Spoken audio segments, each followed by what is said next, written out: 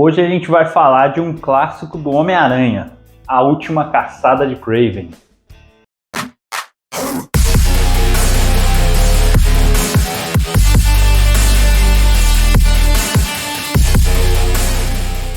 Fala galera, beleza? Meu nome é Bruno Novato.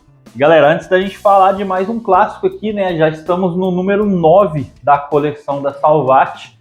Não esquece de deixar um like aqui nesse vídeo para você ajudar o vídeo a ficar mais relevante no YouTube, aparecer para mais gente que gosta desse conteúdo de quadrinhos. Essa semana aí foi meio turbulenta, né? Semana passada, que teve bastante promoção. Espero que vocês tenham aproveitado as promoções que tiveram na Panini. E não esquecer de deixar o like aqui no vídeo, como eu falei. Se inscreve aqui no canal caso você não seja inscrito. E não esquece de ativar o sininho aqui do YouTube para ele te lembrar quando sair vídeo novo, beleza? Galera, vamos falar então hoje da número 9, né? A gente está seguindo a sequência. Eu falei que talvez eu não continuaria na sequência exata, mas eu acredito que a partir de agora as leituras começam a ser um pouco mais fáceis, porque os outros títulos tinham sido um pouquinho mais carregado de texto, um pouquinho mais lento para a leitura. Então eu acho que agora começa a ser um pouquinho mais rápido. Esse daqui eu li rapidinho, esse título. Eu levei acho que no máximo aí 2 horas para ler ele. E cara, que história foda, hein? Falar real para vocês, eu curti isso daqui demais. Até agora eu nunca tinha lido nada a respeito do Kraven. Aliás, deixa eu falar aqui que é o título aqui, né? Que eu não falei para vocês. Falei só no começo do vídeo. Mas a gente tá falando de O Espetacular Homem-Aranha, A Última Caçada de Kraven. E, galera, a história é muito bacana. Foi escrita pelo J.M. DeMatteis, desenhada pelo Mike Zeck. E o Mike Zeck é o desenhista também daquela resenha que a gente fez sobre Guerras Secretas. E o Homem-Aranha tá aqui, né, com o uniforme preto dele.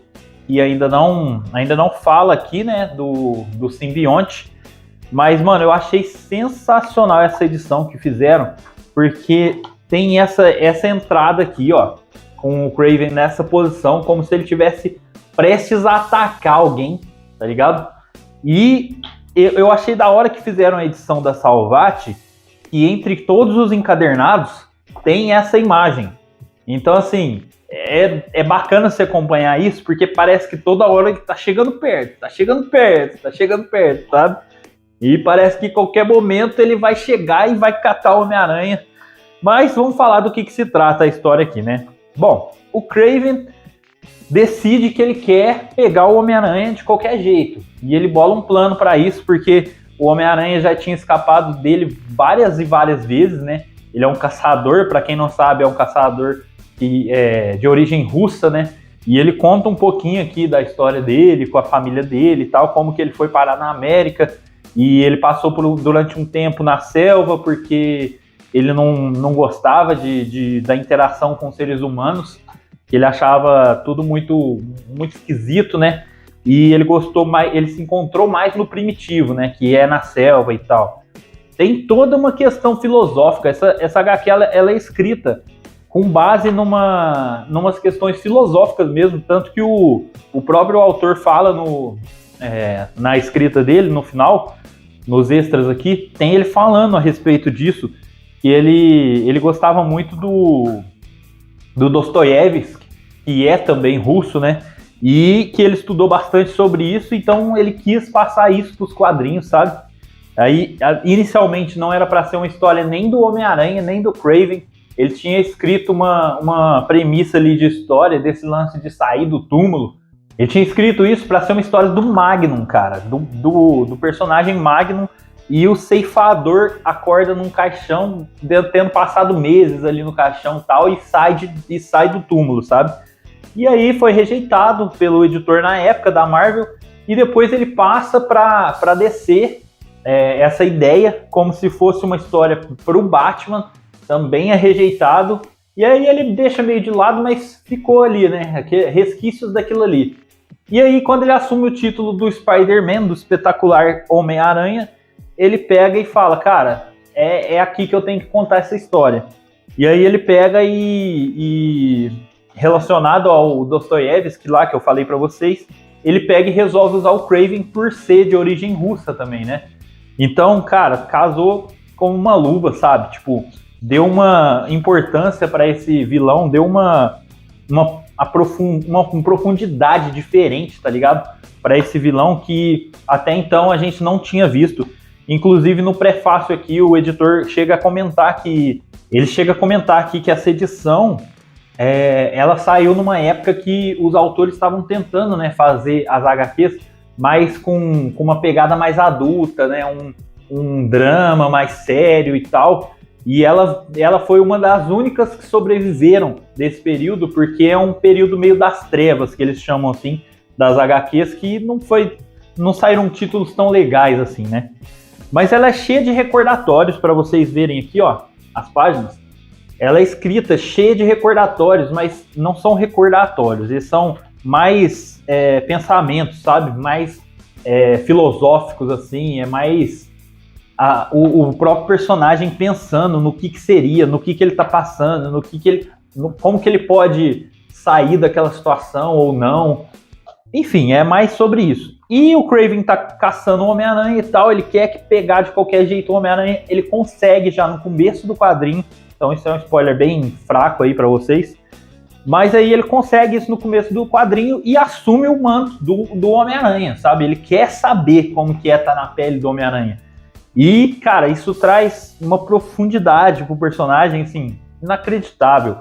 Eles ainda colocaram, o J.M. Demetrius ainda colocou aqui o Ratos, acho que é Ratos mesmo o nome dele, do vilão aqui, ó, esse vilão aqui.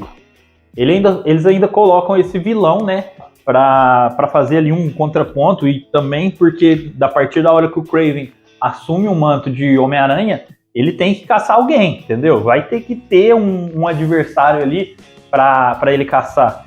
E, cara, a história inteira se passa em Nova York, com Nova York chovendo, sabe? Tá chovendo o tempo inteiro. Você vê que, tipo assim, o clima não tá nada agradável na cidade e não é à toa, sabe? Tipo, junta que tá chovendo o tempo todo e ainda tá acontecendo esse inferno ali em Nova York.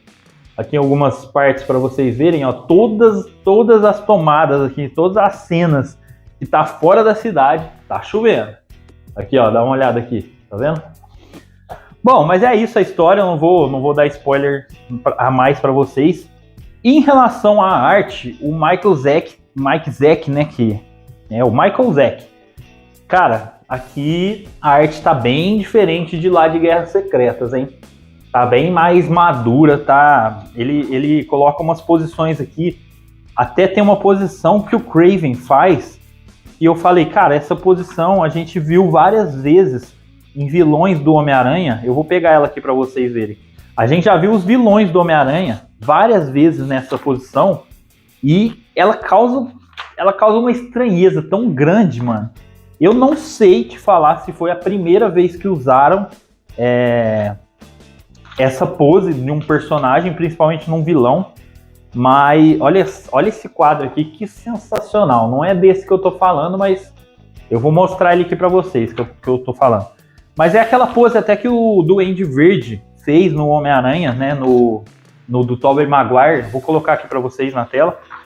É dessa pose que eu tô falando. Eu não sei se foi a primeira vez que foi retratado desse jeito um vilão do Homem-Aranha, mas provavelmente ele deve ter tido. Se não foi a primeira vez, eles viram que essa pose funcionou com os vilões e colocou o cara nessa pose que, mano, dá um ar de loucura pro personagem, dá um quê de sei lá, de que o cara tá disposto a fazer qualquer coisa, sabe, pra atingir o objetivo dele. Galera, na hora que eu fui editar o vídeo, eu percebi que eu perdi um pedaço aí do vídeo, então vamos continuar da onde a gente parou, beleza? A cena que eu tava falando pra vocês era essa daqui, ó. Olha essa pose ameaçadora, velho, que ele faz aqui.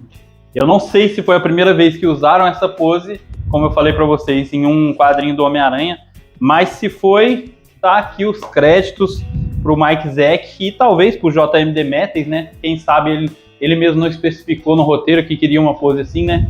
Bom, mas é isso, galera. Não tem mais o que eu falar sobre esse quadrinho. É um quadrinho muito diferente, é uma pegada muito diferente, assim, do que costumava vir a ser feito, né? de super-herói pela época, e traz questões filosóficas, a profundidade que eles dão pro Kraven, principalmente, é uma coisa assim, é bem mais adulto, né? Uma coisa bem voltada mais para o público adulto mesmo. Então, fica a minha recomendação com ressalvas. Talvez você não goste pelo tanto de recordatório que tem, por ficar aprofundando mais nos pensamentos do personagem, dele ficar toda hora filosofando e pensando numa questão existencial e tal. Mas, cara, é um título bacana. Se você tiver curiosidade, eu vou deixar aqui embaixo o link na descrição para você adquirir A Última Caçada de Kraven. Talvez não essa edição, porque eu não sei se ainda tem disponível, mas vai ficar o link da Amazon aqui. Lembrando que você comprando pelo link, você ajuda o canal, beleza? Galera, foi isso então, número 9, A Última Caçada de Kraven. A gente se vê no próximo vídeo. Falou? Valeu!